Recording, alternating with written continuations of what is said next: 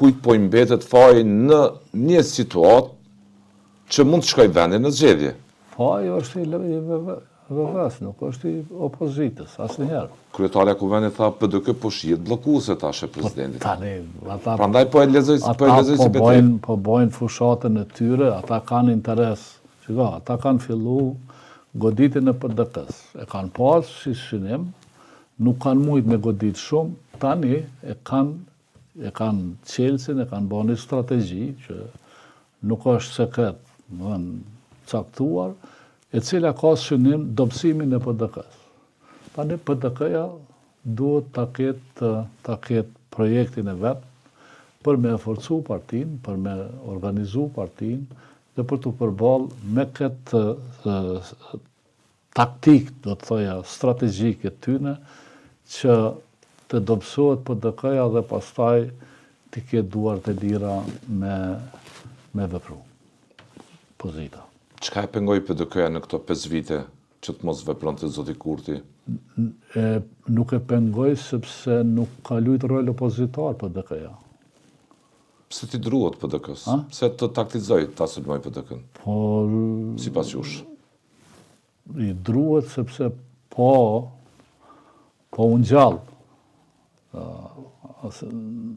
ungjall aktiviteti i PDK-s, qysh i ka mundësit, është problem jo për LVV-n, po edhe për ma shumë.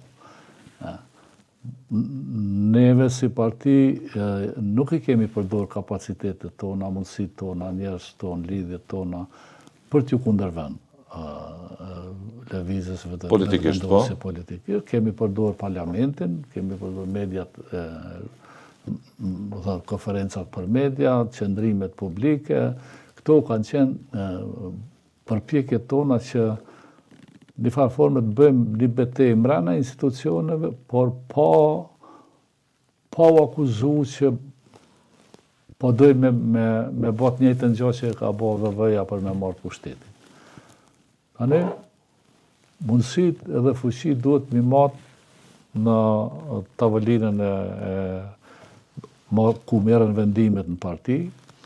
Angazhimi duhet jetë, nëse ose dojmë me ndryshu situatën. Votuesi juaj është rahat me mënyrën e moderim. Votuesi juaj PDK-s ndjet rahat me mënyrën se si e përfaqësoni në raport me gjitha këto zhvillime. Votuesi Çfarë ju thonë njerëz? Votuesi PDK-s don me pas pushtetin PDK-ja. Tani me marrë presidentin, PDK-ja nuk është pushtet.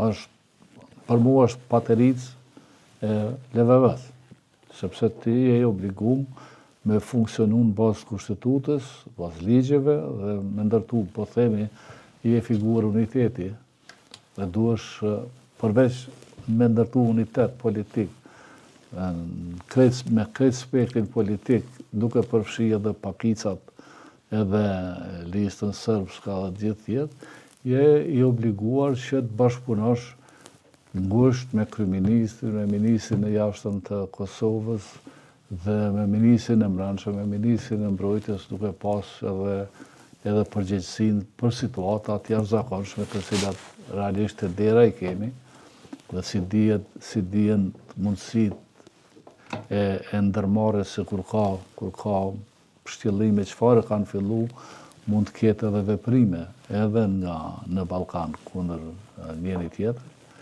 Është një situatë për të cilën pateric të pushtetit e quajtë. Pateric të pushtetit e quajtë presidentin në situatën e tashme. Shiko, unë e kam quajt noter. Këta po i dhënohen që po i them noter, noteri është fuqi. Fuqi sepse pa noterizimin e vendimeve dhe ligjeve nga presidenti nuk miratohen.